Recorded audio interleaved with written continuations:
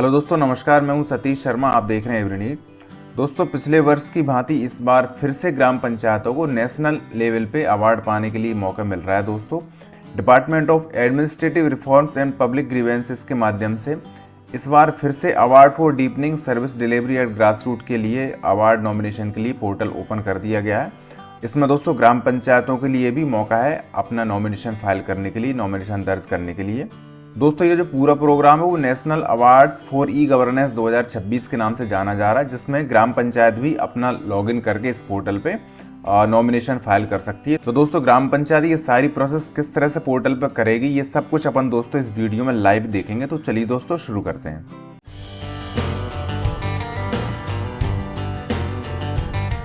दोस्तों, सबसे पहले इसके पोर्टल के बारे में समझ लीजिए। दोस्तों, इसका URL है panchayataward.gov.in/NAEG national award for e governance. ये दोस्तों ध्यान रखना, URL ये पूरा है। वैसे इसका जो एक्चुअल पोर्टल है वो दोस्तों ये है nceg.gov.in, ये वाला इसका मेन पोर्टल है। इस पे यहाँ पे आप देखेंगे राइट साइड में आपको ऑप्शन दिया गया है, एक बटन दिया गया है login for gram panchayat only. तो जैसे आप इस पे क्लिक करते हैं तो सीधा वही पोर्टल खुल जाता है panchayataward.gov.in/NAEG। तो आप चाहें तो इस पोर्टल के थ्रू यहाँ पे आ सकते हैं या फिर डायरेक्ट ये पोर्टल आप ओपन कर सकते हैं। इसी पोर्टल से दोस्तों आपको लॉगिन करके ऑनलाइन अप्लाई करना है। दोस्तों, इस पोर्टल को लॉगिन करने के लिए सिंपली आपको यहाँ पे यूजर नेम, पासवर्ड और कैप्चा कोड डाल के लॉगिन करना है। दोस्तों, इसमें यूजर नेम आपको अवार्ड के लिए, पंचायत अवार्ड के लिए जो भी यूजर नेम पहले दिए गए थे दोस्तों वही यूजर नेम इसमें यूज होना है। और अधिकांश उसका जो फॉर्मेट है वो यही है ग्राम पंचायत के लिए PR- उस पंचायत का नाम। अब यदि एक से ज़्यादा पंचायत हैं तो फिर उसको विभाग ने अलग अलग नंबर दे दिए गए हैं, 1 2 3 4 5 6। जो भी आपका पिछले वर्ष आपने यूज़ किया होगा यूज़र नेम, वही यूज़र नेम आपको यूज़ करना है। यदि आपके पास अवेलेबल नहीं है तो जनपद या जिला पंचायत में आपको यूज़र नेम की लिस्ट वहाँ पे मिल जाएगी। पासवर्ड दोस्तों आपका पुराना यूज़ नहीं होगा। पासवर्ड के लिए मैं बता रहा हूँ, सिर्फ आपको यूज़र नेम पुराना यूज़ करना है। यदि आपने पहले पासवर्ड पुराना लिखा हुआ है, आपके पास हो यदि पुराना पासवर्ड, तो वो इस बार अभी फिलहाल पोर्टल में यूज़ नहीं होगा। आपको नए सिरे से पासवर्ड बनाना पड़ेगा। अभी दोस्तों हर एक यूज़र के लिए जो डिफ़ॉल्ट पासवर्ड है वो दोस्तों है admin@123।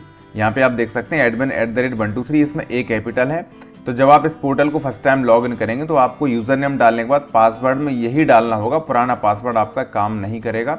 दोस्तों, यूज़र नेम और डिफ़ॉल्ट पासवर्ड साथ में कैप्चा कोड डालने के बाद जब आप लॉगिन बटन पर क्लिक करेंगे तो जो पहला पेज आएगा दोस्तों उसमें आपको पासवर्ड रीसेट करने के लिए ऑप्शन आएगा। मतलब आपको नया पासवर्ड क्रिएट करना होगा। तो उसमें आप 8 अंकों का, कोई भी कम से कम 8 अंकों का पासवर्ड क्रिएट कर लेना है, जिसमें आपको small letter, capital letter use करना है, स्पेशल कैरेक्टर यूज़ करना है और उसमें कुछ नंबर्स भी डालना है। मतलब इस तरह से कम 8 डिजिट का आपको पासवर्ड क्रिएट करना होगा। इसके जस्ट बाद जो नेक्स्ट पेज आएगा उसमें जब नया पासवर्ड आप बना लेंगे तो फिर हमेशा आपको उसी पासवर्ड से यहाँ पे लॉगिन करना होगा।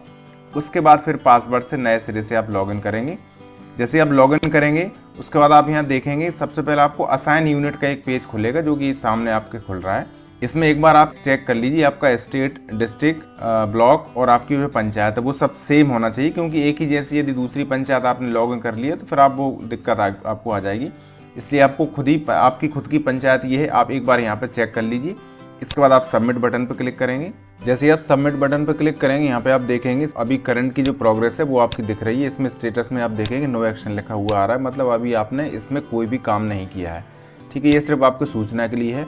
अब आपको जो काम करना है, आप लेफ्ट साइड में देखेंगे 2 मेनू आपको दिख रहे हैं, बेसिक डिटेल, इसमें भी ऑप्शन आपको मिलेंगे, ऐड और मैनेज का। इसी तरीके से क्वेश्चनर फॉर अवार्ड, इसमें भी आपको ऐड और मैनेज मिलेंगे। सभी में आपको काम करना है, लेकिन शुरुआत में आपको काम करना होगा बेसिक डिटेल्स में। बेसिक डिटेल्स में आप ऐड बटन पर क्लिक करेंगे तो यहाँ पे आप देखेंगे 4 तरह की अलग अलग टैब दिख रही हैं जिनमें आपको काम करना है। जैसे इस पे प्लस पे क्लिक करेंगे या फिर आप चाहें तो यहाँ से शो ऑल पे क्लिक करके भी आप सारे ऑप्शंस खोल सकते हैं एक साथ। शो ऑल पे क्लिक किया तो यहाँ पे आपको डिटेल जो भरना है वो सरपंच का नाम, उसकी एज, उसका gender, mobile number, email address और उनका फोटो। इसके बाद सचिव का नाम, उनकी एज, उनका gender, mobile number, email address और उनका फोटो। और नीचे आप जाएंगे यहाँ पे डिटेल्स ऑफ पंचायत से, यहाँ पे ऑटोमेटिक लिखा हुआ आ रहा है, सारे कॉलम फिल हैं। और नीचे आप जाएंगे PFMS मैप्ड बैंक डिटेल, तो यहाँ पे पंचायत की बैंक डिटेल डालनी है। पंचायत का जो नाम है अकाउंट में वो नाम आपको डालना है, बैंक का नाम, branch, account number, PFMS code यदि हो तो डाल दीजिए, नहीं स्टार नहीं लगा इसको ब्लैंक भी छोड़ सकते हैं। इसके बाद नीचे IFSC ये भी डालना होगा। सबसे लास्ट वाला जो ऑप्शन है उसमें आप देखेंगे यदि आपको किसी भी तरह का नेशनल, इंटरनेशनल या स्टेट लेवल पे अवार्ड कोई मिला है तो वो आपको यहाँ पर टाइप करना है। यदि नहीं मिला हो तो इसमें आप निल या नन लिख दीजिए। बेसिक डिटेल के सभी ऑप्शंस भरने के बाद आपको सेव बटन पर क्लिक करना है। मैंने भी सारे फिल कर दिए हैं। सेव बटन पर क्लिक करते हैं। और ये डेटा सेव सक्सेसफुली हो गया है। हमारी जो बेसिक डिटेल है वो हमने फिल कर दी है। यदि आपको इसमें कुछ मैनेज करना हो, कोई एडिट करना हो, तो मैनेज ऑप्शन का यूज़ आप करके उसको सुधार कर सकते हैं। बेसिक डिटेल का ऑप्शन जो था उसमें सिर्फ यही जानकारी भरनी थी। अब हम चलते हैं क्वेश्चन आयर पर। सेकंड वाला जो मेनू है, लेकिन ये दोस्तों सेकंड वाला जो मेनू है क्वेश्चन आयर का, ये ऐड तभी हो पाएगा, तभी यहाँ पे खुल पाएगा जब आप बेसिक डिटेल भर चुके होंगे। क्वेश्चन आयर पे क्लिक करने के बाद आपको ऐड बटन मिल रहा है, ऐड बटन पे क्लिक करना है। यहाँ पे देखिए कुछ जनरल इंस्ट्रक्शंस हैं, आपको जानकारी दी गई है कुछ, तो इसको आप पढ़ लीजिए। इसके बाद यहाँ पे एक्सेप्ट बटन पे क्लिक करना है। इसके बाद आप यहाँ पे देखेंगे अवार्ड टाइप और थीम, दो ऑप्शन आपको मिल रहे हैं। तो अवार्ड टाइप पे जब आप क्लिक करेंगे तो सिर्फ आपको एक ही ऑप्शन यहाँ पे मिलेगा, DARPG, तो इसको आपको क्लिक करना है। जैसे इसको क्लिक करेंगे इसके बाद आप थीम पे जाना, तो थीम में आपको एक ऑप्शन मिल जाता है, grass root level initiative for deepening service delivery, ये वाला बटन मिल रहा है, ऑप्शन मिल रहा है, इसको आपको सिलेक्ट करना है। इसके बाद कंटिन्यू बटन पे क्लिक करना है। अब यहाँ पे आप देखेंगे दोस्तों बहुत सारे क्वेश्चंस आपको यहाँ पे आ गए हैं, टोटल 28 क्वेश्चन आ गए हैं जिनके आंसर आपको फिल करने हैं। यहाँ पे आप इसका ध्यान रखें दोस्तों, जो भी क्वेश्चंस के आंसर आप यहाँ पे फिल कर रहे हैं उनका जो असेसमेंट ईयर है वो 2024-25 है। इससे पहले जो हमने पिछले वर्ष अवार्ड की ये जानकारी फिल की थी वो हमने 23-24 के लिए की थी। अभी फिलहाल हम 24-25 के लिए ये जानकारी फिल कर रहे हैं। क्वेश्चंस के आंसर फिल करने से पहले दोस्तों मैं आपको इसकी लास्ट डेट और बता देता हूँ। 31 अक्टूबर 2025 को ही भारत शासन से पत्र जारी हुआ है। इसमें आप यहाँ पे स्पष्ट देख सकते हैं, closure of data entry by gram panchayat, मतलब ग्राम पंचायत का जो डेटा भरने की जो समय सीमा है वो 30 नवंबर 2025 है लास्ट डेट इसकी। पहले ये तारीख दोस्तों 15 नवंबर थी, लेकिन फिलहाल अभी इसको बढ़ा के 30 नवंबर कर दिया गया है। 30 नवंबर तक सभी पंचायतों को अवार्ड के संबंध में जानकारी इनके पोर्टल पे पूरी सबमिट कर देनी है, पूरी जानकारी फ्रीज कर देना है। इसके बाद फिर नंबर आएगा दोस्तों ब्लॉक लेवल पे, तो ब्लॉक लेवल को 1 दिसंबर से 14 दिसंबर तक के लिए समय सीमा दी गई है। उसमें इनको 3 ग्राम पंचायतों को सिलेक्ट करके जिला लेवल पे भेजना है। जिले से फिर जो जिले वाली कमेटी है वो 15 दिसंबर से 28 दिसंबर के बीच एक ग्राम पंचायत का सिलेक्शन करके स्टेट लेवल पे भेजना है। इसके बाद फिर स्टेट से काम होगा और नेशनल लेवल से काम होगा। ग्राम पंचायतों के लिए 30 नवंबर लास्ट डेट है। 30 नवंबर तक सभी पंचायतों को अपनी जानकारी इस पोर्टल पे अपने लॉगिन से फीड करना है। अब दोस्तों हम यहाँ पे देख लेते हैं क्वेश्चन और उनके आंसर, तो ये फटाफट हम समझ लेते हैं। सबसे पहले जो क्वेश्चन है वो है इशुएंस ऑफ बर्थ सर्टिफिकेट, तो जन्म प्रमाण पत्र कहाँ से इशू होता है, ग्राम पंचायत लेवल से ही होता है, तो ये इस पर टिक लगाना है। इसके बाद आप चाहें तो नेक्स्ट क्लिक करके अगले क्वेश्चन पे आ सकते हैं, या फिर डायरेक्ट क्वेश्चन नंबर पे भी टिक करके आप यहाँ भी क्लिक करके इस पे भी डायरेक्ट भी यहाँ से आ सकते हैं। अब यहाँ पे देखिए सेकंड क्वेश्चन पे आ गए हैं। सेकंड क्वेश्चन में लिखा है is the birth certificate issued online, online होता है तो यस। जैसे ही यस पे टिक करते हैं हम रिमार्क का ऑप्शन आ जाता है, तो रिमार्क में आपको यहाँ पे जिस पोर्टल के थ्रू हम ये काम जो भी सर्विस है वो उसको यूज़ करते हैं, तो वो पोर्टल का URL यहाँ पे डालना है। तो ये URL हमने यहाँ पे पेस्ट कर दिया। इसके बाद नेक्स्ट क्वेश्चन पे चलते हैं। यहाँ पे पूछा जा रहा है इशुएंस ऑफ डेथ सर्टिफिकेट, तो डेथ जो मृत्यु प्रमाण पत्र है उसकी भी सेम प्रोसेस है, ग्राम पंचायत से इशू होता है। नेक्स्ट कर दीजिए, फिर क्वेश्चन पे क्लिक करके आ जाइए। इसके बाद ऑनलाइन होता है, यस करना है, रिमार्क में वो URL डालना है। इसके बाद फिर से नेक्स्ट बटन क्लिक करके अगले क्वेश्चन के आंसर भरने के लिए जाना है। इसमें लिखा हुआ है इशुएंस ऑफ रेजिडेंस सर्टिफिकेट, मतलब मूल निवासी प्रमाण पत्र, तो क्या ग्राम पंचायत द्वारा इशू किया जाता है या ग्राम पंचायत द्वारा इशू किया जाता है लेकिन दूसरे डिपार्टमेंट से इशू किया जाता है, या फिर service not available at gram panchayat, मतलब ग्राम पंचायत पे सुविधा उपलब्ध नहीं है। 3 तरह के आंसर आपको सभी क्वेश्चन में मिलेंगे लगभग, इसमें से आपको सिलेक्ट करना है। चूँकि मूल निवासी जो प्रमाण पत्र है वो ग्राम पंचायत लेवल से इशू नहीं होता है, इसलिए हम सर्विस नॉट अवेलेबल पर क्लिक कर देते हैं। नेक्स्ट पे क्लिक करेंगे। नेक्स्ट क्लिक करने के बाद अगला क्वेश्चन आ जाता है, तो अगला क्वेश्चन है पिछले क्वेश्चन से रिलेटेड। तो इसमें चूंकि हमने पिछला क्वेश्चन नो टिक किया है इसलिए इसमें कोई भी जानकारी आपको भरने के लिए ऑप्शन नहीं आएगा।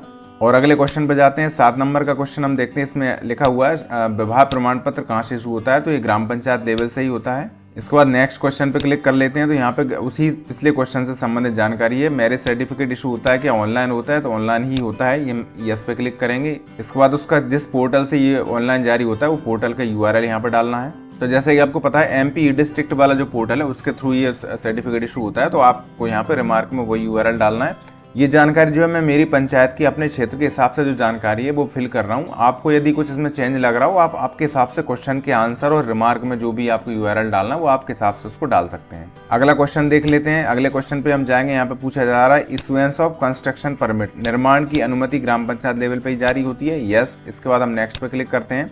अगला क्वेश्चन आ जाता है कंस्ट्रक्शन की जो सर्टिफिकेट इशू होता है वो ऑनलाइन होता है, हाँ ऑनलाइन होता है। कौन से पोर्टल से होता है उसका URL डालना है। इसके बाद अगले क्वेश्चन पे क्लिक कर लेते हैं। अगले क्वेश्चन में आपको क्वेश्चन आ रहा है issuance of business licence trade licence, मतलब जो व्यवसाय करने के लिए जो लाइसेंस जारी किया जाता है उसको क्या ग्राम पंचायत लेवल से होता है, तो वो ग्राम पंचायत लेवल से नहीं होता है, इसलिए सर्विस नॉट अवेलेबल वाला जो रेडियो बटन दिया गया उसमें मैंने टिक लगा दिया है। इसके बाद नेक्स्ट क्वेश्चन पे जाते हैं। नेक्स्ट क्वेश्चन भी पिछले क्वेश्चन से रिलेटेड है। यदि हम उसको यस पे टिक करते तो यहाँ पे जानकारी भरनी होती, जो कि उसमें हमने नो पे टिक किया तो यहाँ पे आपको कोई ऑप्शन जानकारी भरने के लिए क्लिक करने के लिए नहीं आ रहा है। इसके बाद अगले क्वेश्चन पे जाते हैं। अगले क्वेश्चन में पूछा जा रहा है issuance of property card under स्वामित्व या फिर लोकल स्कीम। तो यहाँ पे आपको पता है प्रॉपर्टी कार्ड जो स्वामित्व योजना के हैं वो ग्राम पंचायत लेवल पे ही जारी किए गए हैं, लेकिन वो अदर डिपार्टमेंट मतलब रेवेन्यू डिपार्टमेंट से किए गए हैं, तो मैं यहाँ पर टिक लगा देता हूँ। अगले क्वेश्चन पे जाने के लिए अगले क्वेश्चन पे जैसे ही हमने क्लिक किया तो पिछले क्वेश्चन से रिलेटेड ही है। तो स्वामित्व योजना का जो कार्ड है वो क्या ऑनलाइन इशू होता है, तो यहाँ ऑनलाइन होता है, इस पर टिक लगा दिए। इसमें उसका रिमार्क में URL डालना है, तो स्वामित्व पोर्टल का जो URL है वो मैंने यहाँ पर डाल दिया। इसके बाद नेक्स्ट क्लिक करते हैं, अगले क्वेश्चन पे जाते हैं। अगले क्वेश्चन में ownership of property transfer of ownership of property मतलब नामांतरण के संबंध में जानकारी है। तो नामांतरण ग्राम पंचायत लेवल पे अवेलेबल नहीं है, तो इसको हम सर्विस नॉट अवेलेबल पे टिक कर देते हैं। इसके बाद नेक्स्ट क्लिक कर लेते हैं, अगले क्वेश्चन पे आ जाते हैं। अगले क्वेश्चन भी पिछले क्वेश्चन से रिलेटेड है, हमने पिछले क्वेश्चन में नो पे टिक किया, तो यहाँ पे आपको कोई आंसर फिल नहीं करना है। अब अगला और इससे अगला क्वेश्चन आते हैं। यहाँ पे ऑप्शन पूछा जा रहा है आपको question water supply related service including grievances handling, मतलब पानी जो सप्लाई है उसकी जो सुविधा है वो ग्राम पंचायत लेवल पे है, और साथ में उसके जो शिकायत का निवारण है वो भी ग्राम पंचायत लेवल पे है, तो वो यस पे हम टिक करेंगे। ग्राम पंचायत लेवल पे ये सब कुछ उपलब्ध है। इसके बाद नेक्स्ट क्वेश्चन पे क्लिक कर लेते हैं। ये क्वेश्चन भी पिछले क्वेश्चन से संबंधित है, तो वो वाटर सप्लाई से संबंधित जो भी सर्विसेज है वो क्या ऑनलाइन दी जाती हैं, तो हाँ ऑनलाइन रहती हैं, क्योंकि एमपी पंचायत दर्पण पोर्टल के माध्यम से ये सब कुछ प्रोसेस की जाती है। उसका URL आपको यहाँ पे डालना है। इसके बाद नेक्स्ट पे क्लिक करके अगले क्वेश्चन पे पहुँचते हैं। यहाँ पे आ रहा है sanitation related services including grievances handling, तो ये भी आपको ग्राम पंचायत लेवल। उसके बाद नेक्स्ट पे क्लिक करना है, URL डालना है, यस करना है, और रिमार्क में वही पंचायत दर्पण पोर्टल का आपको URL डालना है। फिर से नेक्स्ट पे क्लिक करके अगले क्वेश्चन पे आ जाते हैं। यहाँ पे issuance of MNREGA job card gram panchayat level पे इशू होते हैं, तो ग्राम पंचायत टिक कर दिया, नेक्स्ट पे क्लिक कर दिया। नेक्स्ट में वही पूछ रहा है कि ऑनलाइन जारी किए जाते हैं, तो यस। इसके बाद रिमार्क में आपको मनरेगा पोर्टल का URL डालना है। नेक्स्ट पे क्लिक करेंगे, अगले क्वेश्चन पे आ जाते हैं। यहाँ पे आपको पूछा जा रहा है registration of request for work under MNREGA, तो ये भी ग्राम पंचायत लेवल पे ही होता है। नेक्स्ट पे क्लिक करना है।